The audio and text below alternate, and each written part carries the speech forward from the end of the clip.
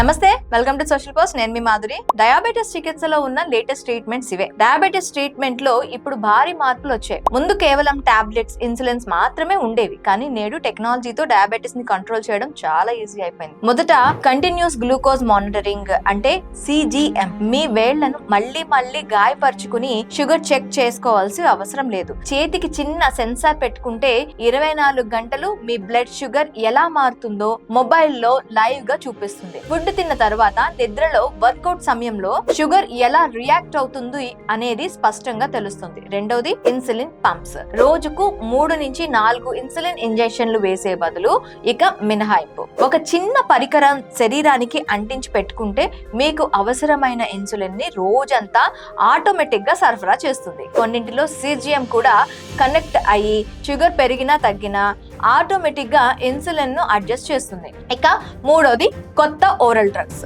CGLT2 inhibitors, GLP-1 అలాగే oral forms వంటి ఆధునిక మందులు కేవలం షుగర్ ను తగ్గించడం మాత్రమే కాకుండా హృదయానికి, కిడ్నీలకు కూడా ప్రొటెక్షన్ ఇస్తున్నాయి. వెయిట్ లాస్ కి కూడా సహాయపడతాయి. మొత్తంగా చూస్తే డయాబెటిస్ కంట్రోల్ చేయడం ఇప్పుడు కష్టం కాదు. సరైన టెక్నాలజీ, సరైన మందులు, అలాగే క్రమమైన జీవన శైలి ఉంటే సరిపోతుంది. ఇక మీ పరిస్థితికి ఏ ఆప్షన్ బెస్ట్ అనేది డాక్టర్ తో చర్చించండి. ఇలాంటి ఆసక్తికరమైన వీడియోస్ కోసం మా ఛానల్ ని సబ్స్క్రైబ్ చేయడంతో పాటు ఈ వీడియో ఎవరికి షేర్ చేయాలో తెలుసు కదా, వాళ్ళకి షేర్ చేయండి. అలాగే లైక్ చేసి షేర్ చేసుకోవడం మర్చిపోవద్దు.